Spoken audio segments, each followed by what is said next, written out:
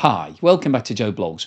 In today's episode, I want to talk to you about what's happening in the Russian economy, and specifically to talk about a really interesting proposal that's been put forward by Donald Trump to the NATO countries. And if this comes to fruition, this could mark the end of the Russian economy in terms of the revenue that it's making from oil sales, and also could bring an abrupt end to the war in Ukraine. And this all centres around secondary sanctions. Now, if you've been following the channel, you'll know that Donald Trump recently imposed a penalty sanction of 25% against India, meaning that all Indian exports into the USA now face a tariff of 50%. And that's a major problem for India because the USA is its biggest single export market. And Donald Trump is now proposing that NATO follows suit and applies 50 to 100% tariffs against all imports from China, whilst China remains a buyer of Russian oil. In this post on Truth Social, he says, a letter sent by President Donald Trump to all NATO nations and the world. It reads, I am ready to do major sanctions on Russia when all NATO nations have agreed and started to do the same thing. And when all NATO nations stop buying oil from Russia, and we'll have a look at that in a moment, there are some of them that are still buying from Russia. As you know, NATO's commitment to win has been far less than 100%. And the purchase of Russian oil by some has been shocking. It greatly weakens your negotiating position and bargaining power over Russia. Anyway, I am ready to go when you are. Just say when. I believe that this, plus NATO as a group placing 50 to 100% tariffs on China to be fully withdrawn after the war with Russia and Ukraine is ended, will also be of great help in ending this deadly but ridiculous war. China has a strong control and even grip over Russia, and these powerful tariffs will break that grip. This is not Trump's war. It would never have been started if I was president. It is Biden and Zelensky's war. I'm only here to help stop it and save thousands of Russian and Ukrainian lives. 7,118 lives lost last week alone. Crazy. If NATO does as I say, the war will end quickly and all of those lives will be saved. If not, you're just wasting my time and the time, energy, and money of the United States. Thank you for your attention to this matter. So what Donald Trump is proposing is that firstly, NATO countries stop buying Russian oil. Well, that seems fairly straightforward. And secondly, that the secondary sanctions, similar to what the USA has introduced against China and India, are applied against China in the first place. And then I think the natural follow through on this would be that NATO would then apply the same sanctions against India whilst those countries continue buying Russian oil. Now, just before we go on any further today, I'd like to ask anybody that hasn't subscribed yet to please hit that subscriber button now. It'll help me with the algorithm and also helps to put a smile on my face. So thank you for doing that, and let's get on with the video. And if we have a look at this chart, it shows the destination of Russian oil exports in 2024. So we've got the value, the share, and also the barrels per day, the millions of barrels per day. So you can see that China is right at the top of this list. In 2024, it bought $85 billion worth of oil directly from Russia, and that equated to 2.75 million barrels per day. And that's a combination of some through the pipelines and some overseas. Now, India was the second largest buyer, buying $62 billion worth, and that's about 2 million barrels per day. If those countries stopped buying Russian oil, that would be a complete and utter disaster for the Russian oil industry and also for the Russian economy. It would kill the Russian oil industry because, as we've talked about many times before, Russia doesn't have anywhere to store the oil. So it wouldn't keep pulling it out of the ground if it didn't have guaranteed buyers. And therefore, it would have to leave everything in a standstill position. And most likely, that would cause major technical problems at all of those oil fields if it stopped pumping oil. If we have a look at the other nations on this list, you can see that Turkey is number 3. It purchased around $20 billion worth of oil, and that was 650,000 barrels per day. The Netherlands was the 4th largest buyer, paying $18 billion to Russia, 580,000 barrels per day. And then interestingly, Germany came in at number 5, purchasing $9 billion worth of oil, and that's 290,000 barrels per day. And we look further down this list, you can see that Italy is also listed here, purchasing $5 billion, that's a member of NATO, and 160,000 barrels per day. So the key takeaways here are that there are some NATO countries on this list. So that's what Donald Trump wants in the first place, stop buying Russian oil. But secondly, he now wants to ramp things up so that China and India also are forced to stop buying Russian oil. Now, if we have a look at the NATO countries, I don't know whether you can name them all, but this is the list of them. There are currently 32 countries in NATO. So the ones that are not in the European Union are the USA, Canada, the UK, not in the European Union anymore, following Brexit, Norway, Iceland, Turkey, interestingly, that was obviously on that list. It was the third biggest buyer of Russian oil, Albania, Montenegro, and North Macedonia. We've then got the EU countries, excluding 4 of them. And those exclusions are Austria, Ireland, Cyprus, and Malta. And if you're wondering why those countries are not included in NATO, well, 3 of them, Austria, Ireland, and Malta, have a constitutional neutral position, so they don't want to be seen to be favouring one party or another in any sort of conflict. So they basically decided to opt out of NATO, which is a military alliance. And Cyprus was basically not allowed to join. It was vetoed by Turkey as a result of the complex politics whereby we've got a sort of Greek and Turkish split in the country. So it wasn't allowed to join. So that's why those 4 countries are not in NATO. Now, looking at the exports from China to the rest of the world, and this is the key issue here, what Donald Trump is trying to achieve is basically make it so penal on China for all of its trade with regards to the tariffs that would be applied against it, that it would suddenly decide that it's no longer worth buying Russian oil because the amount of revenue it's losing from its export markets would be absolutely massive. This table shows a breakdown of China's exports to NATO countries in 2024. So you can see that right at the top of this list is the USA with $525 billion worth of exports.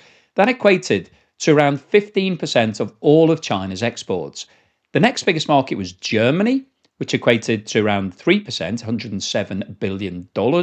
Followed by the Netherlands at 2.5%, the United Kingdom also 2.5%, Italy, France, Spain, Poland, Canada came in at number 9 with 33.7 billion, around 0.9%, Belgium, and then we've got the rest of the countries. And you can see that the total here of exports from China was $1.4 trillion, and that equated to just over 39% of all of China's exports. So Donald Trump's point here is that if all these countries suddenly applied really penal tariffs against China due to the fact that China is buying Russian oil, it would kill all of these exports and therefore would have a massive economic impact on China's economy. And just as a comparison, if you're wondering how much business China does with Russia, in 2024, China exported $115 billion worth of goods to Russia,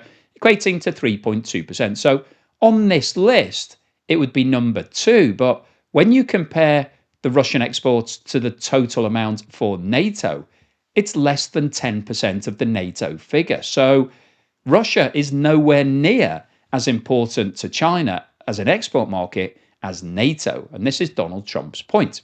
Now, if we look at this in graphical terms, because everybody loves a graph, it's always easier to get your head around things if you look at shapes and colours rather than numbers, you can see just what we've talked about. The USA is the biggest single market, followed by the EU, which is actually collectively the biggest market for China, so the EU countries in NATO. Then we've got the rest of NATO, which is also a pretty chunky market. And then we've got Russia. And when you add the 3 of these coloured charts together, the blue, green, and orange, they are significantly bigger than Russia, 10 times bigger, more than 10 times bigger. So from that point of view, China would be crazy to want to carry on dealing with Russia if it was losing all of these other markets. And in terms of what the monetary impact would be and the implications of this for China, this table shows the example of a 50% tariff and a 100% tariff on the Chinese exports into those markets. So you can see for the USA, the 524, if it was a 50% tariff, which is higher than the 30% currently in place, that would add $262 billion to the cost of those products for US consumers. If it's a 100% tariff, then obviously it would add a further 525 billion. And if you look down this list, if we look at the bottom, the 1.4 trillion at 50% tariff, that would add $705 billion to the cost. Obviously, if we had a 100% tariff, it would double the cost of it. So the 1.4 would go to 2.8 trillion. And what that would mean for China is that they would lose a huge amount of sales, because if you're increasing the price of something by 50% or 100%, then consumers are going to think twice about buying those products. They may decide to buy alternatives or just decide not to buy at all. So it's guaranteed that China would lose a huge amount of revenue export if these tariffs were applied, or if Chinese businesses had to swallow these tariffs. They basically would all be loss making. And as I've talked about in other videos, we've already got a huge chunk of the Chinese manufacturing industry that's making losses right now, about 50%. So this would be a complete disaster for China. So it becomes a no-brainer that it would have to stop buying Russian oil if these tariffs were applied by all of NATO. Now, at this stage, Donald Trump hasn't proposed these same tariffs being applied against India. He's focusing in on China as his first suggestion. However, it makes absolute sense if you're going after China for buying Russian oil and penalising them. You would really have to do that with all of the other countries. The third biggest buyer was Turkey, who's part of NATO. He's already said NATO countries need to stop buying Russian oil immediately. But you'd have to go after India as well. And so I thought it was worth having a quick look at the figures for India. These are the exports from India in 2024 to the NATO countries. Once again, you can see the USA is the single biggest market, 78.3 billion. That represents almost 18% of all of India's exports.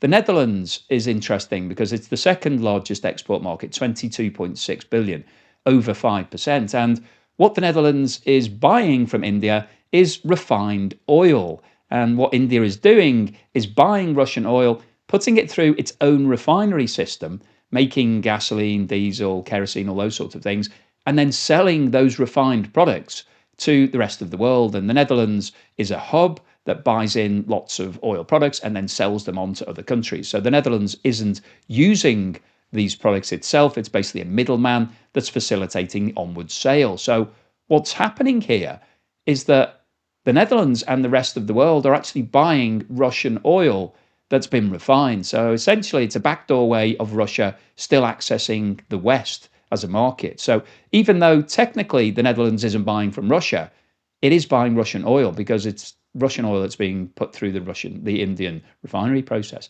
United Kingdom's the third biggest market, representing around 3%, followed by Germany, Italy, France, Belgium, Spain, Poland, and Canada comes in at number 10, representing around 1% of all of India's exports. And in total, NATO countries bought just under $192 billion worth of goods from India in 2024, and that represents 44% of all of India's exports. So the percentage sales to NATO countries is actually higher for India than it is for China. And if we look at the comparison of Russia, India only exported $4.9 billion worth of goods to Russia. Russia doesn't buy a lot of things from India. That's only 1.1%. So if we were putting that in the table here, it would come in at number 10, slightly above Canada. So once again, when you're comparing the two options, India, if it needed to decide whether or not it was going to lose all of its trade to NATO or lose buying its oil from Russia, it's a no-brainer. India would be crazy to carry on if these tariffs were applied. And once again, if we have a look at the graphical breakdown of that, it just shows you how insignificant the Russian deals are from India's exports point of view. It's got its biggest market is the USA, followed by the EU countries in NATO, and then the rest of NATO. So this becomes a very simple equation. And if we look at what the tariff impact would be, then once again, here you can see 50 and 100% tariffs would be basically increasing hugely the cost of exports from India into these countries. And in total, if it was 192 billion that still exporting in 2025, it would double that price. And it's the same discussion that we've just had for China. That would basically kill all of the exports from India. So what's the summary and conclusion today? Well, I wanted to post this video because I think the proposal put forward by Donald Trump is probably the single best idea that's been put forward for all of the sanctions to try to bring an end to the war in Ukraine. The Russian oil industry at the moment is entirely dependent on China and India. It needs to produce a huge volume of oil to keep all of those facilities operating. And the only way that it can do that is by finding buyers. And the only countries that want to buy sufficient volume to keep the oil industry in Russia fully operating are China and India. And we've seen that over the last 3 years, that India has gone from buying virtually no Russian oil historically to being at times the biggest single buyer from a revenue point of view, because some of the oil that China is buying is being sold at lower values because it's going through the pipelines. So China and India are keeping the Russian oil industry alive. And by definition, they're also keeping the revenue for the Russian economy going and funding the war in Ukraine. Because as we've talked about many times before, Russia is now having to draw down on its reserves. It's actually running a deficit. It's not producing enough money to pay for all of the things it needs to pay for. And so it needs to keep that oil revenue coming in to minimize the amount that it's pulling out of the National Wealth Fund. As soon as that National Wealth Fund is drained, which could be as soon as the next 6 to 12 months, then Russia will then have to just live off its revenue. So if it lost the revenue source from India and China, it would be a complete disaster for the Russian oil industry, a nightmare for the Russian economy, and possibly would bring an end to the war in Ukraine, because Russia would need to keep finding money to fund it. And the only way that it could do so, if it wasn't making money from the sale of oil, would be to cut back on everything else in its economy. And that would cause huge austerity and major problems within Russia. So I think Donald Trump is onto a winner here with his proposal. And in fact, he's been leading by example in terms of he's actually applied a penalty of 25% against all Indian imports into the USA as a result of the fact that India continues to buy Russian oil. So he's actually delivered this in the USA. And what he is saying is that firstly, NATO countries such as Turkey, Germany and Italy need to stop buying Russian oil. I think that's relatively straightforward. I think it's from Germany and Italy's point of view, they need to explain why they're doing that. I think Turkey have always been on the fence. They've had a foot in both camps. Even though they're a member of NATO, they've still kept a strong relationship with Russia and have been buying lots of Russian energy products and other things from Russia since the war in Ukraine started. So that's probably a more difficult one to get over the line. But once the NATO countries stop buying Russian oil, he's then proposing that these tariffs of 50 or 100% are applied against China. And that would very quickly bring to a head the discussions, because China, if it was to lose all of those export markets, would be in a state of complete flux, because it's already losing sales in the USA due to the fact that there's a 30% tariff in place on Chinese exports right now. It's pivoting and trying to sell some of those products into other markets, such as the European Union, so lots of NATO countries. If those NATO countries then also applied a 50 or 100% tariff, which would actually be more aggressive than the USA, then China really wouldn't have many other places to turn, because that's most of the developed and wealthy world. So they're the ones who can afford to buy all of those Chinese exports. So if China was facing the prospect of losing all of those markets simultaneously, it would be crazy for them to continue buying Russian oil, because oil is a commodity. You can buy it from anywhere. So they don't have to buy Russian oil. They can buy it from other countries. It might cost slightly more, but that would be worth it when you compared to what the revenue would be if they're losing all of those exports. So this is a no-brainer. And as I've said in this video, I think if the NATO countries were to do that, they would have to follow suit with India, because you couldn't penalise China for buying Russian oil and then not penalise India. It just doesn't make sense. It's not logical to do that. And also, it would mean that Russia would still have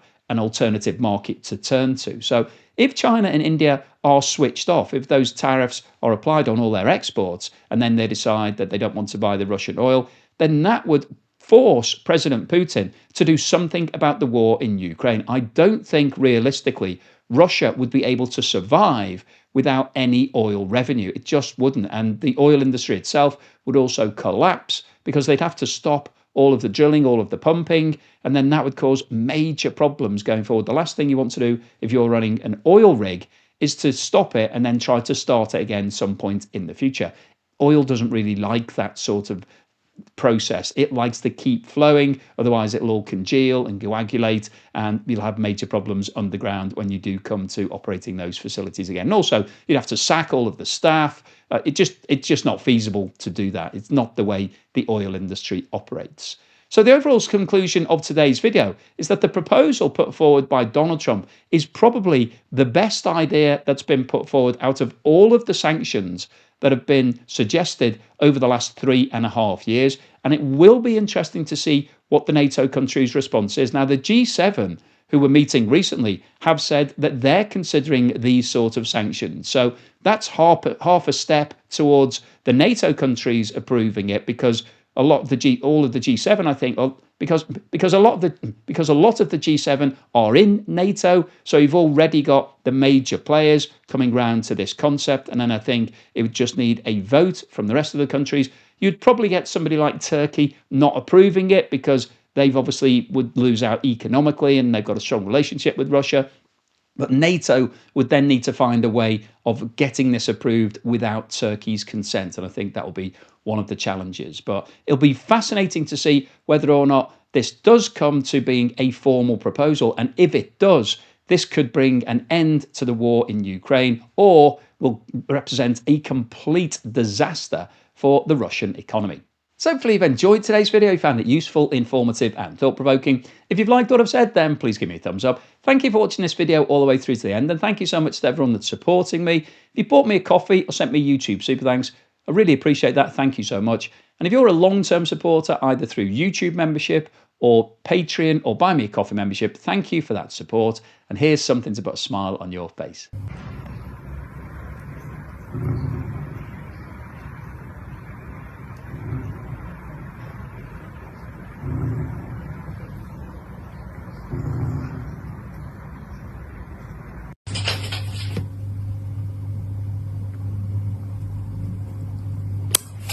小黄，